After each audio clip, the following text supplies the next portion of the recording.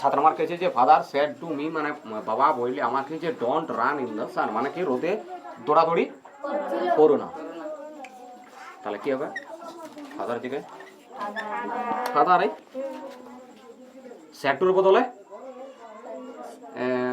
Advised, ADVISED, advised.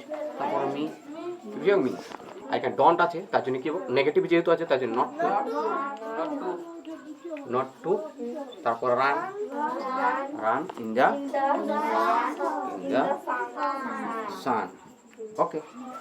তারপর যে Shampa said to her friends, মানে শম্পা বলেছিল বা তাদের বন্ধুদেরকে যে let us go to cinema, চলো সিনেমাতে যাওয়া যাক বা সিনেমা দেখতে যাওয়া যাক। হ্যাঁ, তাহলে শম্পা এই সেডের বদল কি হবে প্রপোজ।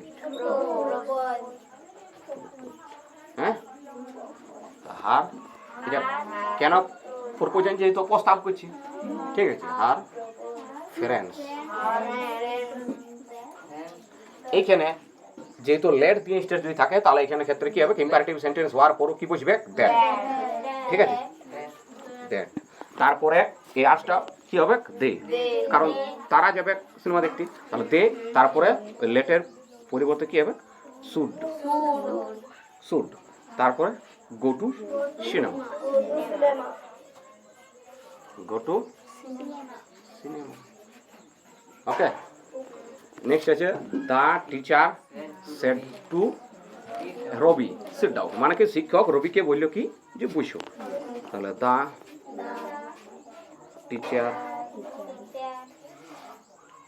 টিচার সেটের বদল কি হবে অর্ডার।